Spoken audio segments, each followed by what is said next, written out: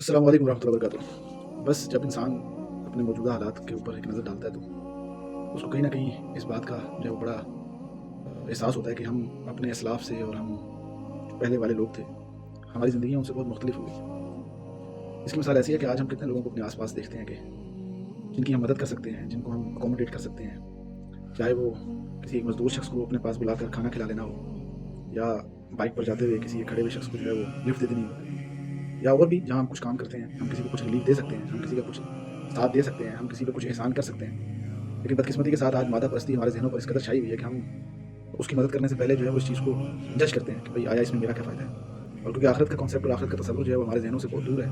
और हमारी आँखों के सामने दुनिया की मोहब्बत और इसकी जो है वो अज़मत इस कदर पेश कर दी गई है, या इस कदर हमारे सामने इस फिनोमेना को खोला गया है, और उसको जो है वो खोलने वालों में दीनदार भी शामिल है और दुनियादार भी शामिल है, कि आज हमें जो है वो आखिरत बहुत दूर नज़र आती है।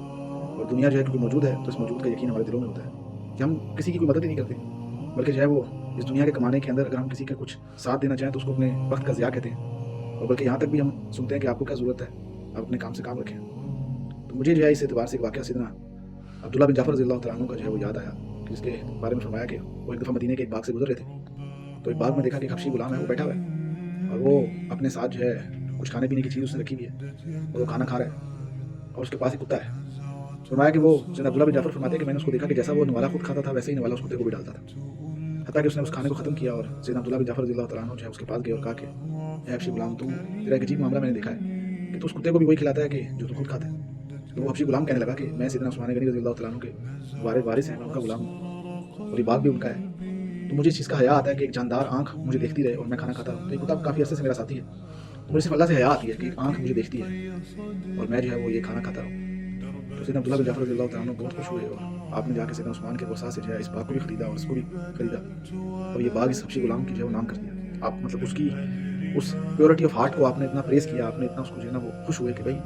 हमारे मुसलमानों के गुलाम भी ऐसे हैं। तो आज हम ज़रा थोड़ा गौर करें कि आज हमारे आस-पास बहुत से ऐसे लोग होते हैं जो मुशक्कत में है, मजबूरी में है, अफ़लास में है, अपने मामलात में घिरे पड़े हैं। या अगर हम चलें किसी और की मदद ना करें, हम अपने सबऑर्डिनेट्स को देखें, अपने साथ काम करने वाले कलीग्स को देखें, अपने बड़ों को देखें, अपने छोटों को देखें, कि आज हम उनकी मदद तो क्या, हम आज उनकी ज़िंदगी में किस कदर मुश्किलात पैदा करने का सबब बने हैं, और हमारी वजह से उनकी ज़िंदगी में मुश्किल है। तो मेरे भाई दोस्त, अल्लाह हम पर उस वक़्त तक हाल को नहीं बदलेंगे जब तक हम अपने अमल को नहीं बदलेंगे। तो हमें अपने अमल को बदलना है, हमें वापस जाना है, हमें रसूलुल्लाह सल्लल्लाहु अलैहि वसल्लम तक अपनी ज़िंदगी को दोबारा लेकर जाना है।